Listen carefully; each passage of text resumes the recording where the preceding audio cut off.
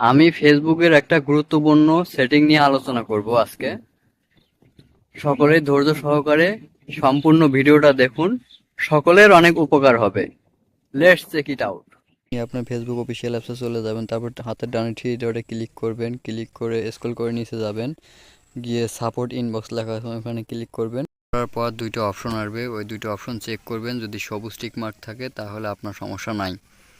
আপনার যদি এরকম সমস্যা হয় আর এইগুলা কিভাবে রিমুভ করবেন সেটা আমার এই ভিডিওটা সম্পূর্ণ না টেনে দেখুন, ইনশাল্লাহ আপনাদের অনেক উপকার। রিমুভ করার জন্য প্রথমে আপনার ক্রোম ব্রাউজারে চলে যাবেন। ক্রোম ব্রাউজারে গিয়ে সার্চ দিবেন mbasic.facebook.com। যে ক্রোমেই আপনি লগ ইন করেন না কেন, আগে থেকে ফেসবুক ওই ক্রোমে লগ ইন করে রাখবেন। এরকম একটা ইন্টারফেস আসবে, আসার পর স্ক্রল করে নিচে যাবেন, গিয়ে দেখবেন যে হেল্প লেখা আছে কোথায়, ওইখানে ক্লিক করবেন। ওই সাপোর্ট ইনবক্স আছে, সাপোর্ট ইনবক্সে ক্লিক করবেন। ক্লিক করে আপনার সি ফুল মেসেজে ক্লিক করবেন। ক্লিক করার পর ডিলিট করে দিবেন।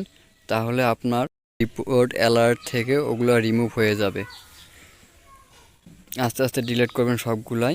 ডিলিট করে পুনরায় আপনি আপনার ফেসবুক অফিসিয়াল পেজে কিংবা প্রোফাইলে চলে যাবেন। যাওয়ার পর এখন চেক করে দেখবেন যে আসলে সব ডিলিট হয়েছে কিনা।